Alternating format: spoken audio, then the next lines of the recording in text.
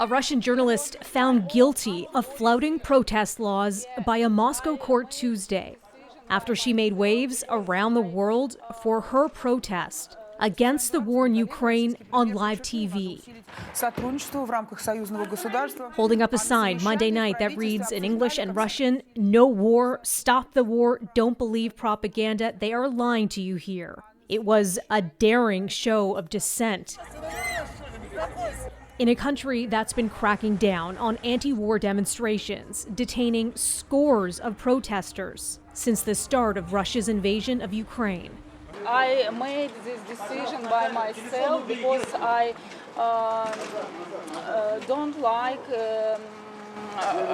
Russia started this invasion, and it was really terrible. She went on to say she was interrogated for more than 14 hours and was not allowed to speak to her relatives and was not provided legal assistance. The Kremlin slamming her protest on state TV as hooliganism. The Channel 1 employee, who has now resigned, was fined the equivalent of about $350 Canadian.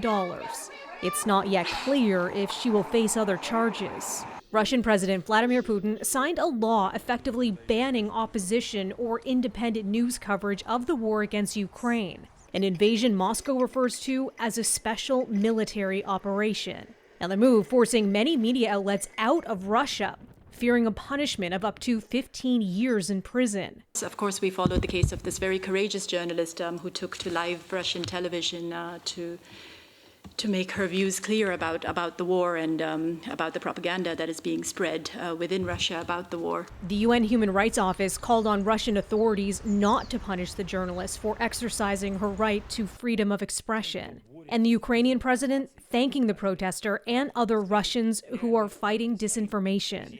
About a minute before the 11 o'clock hour here on East Coast time, and we've got some very difficult news to share with you now.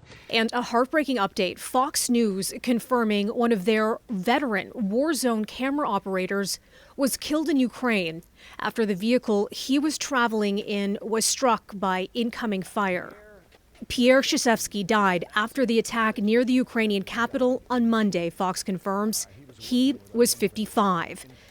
Ukrainian journalist Alexandra Kuvshinova was also killed in the attack. She was just 24, a colleague calling her a beautiful, brave woman.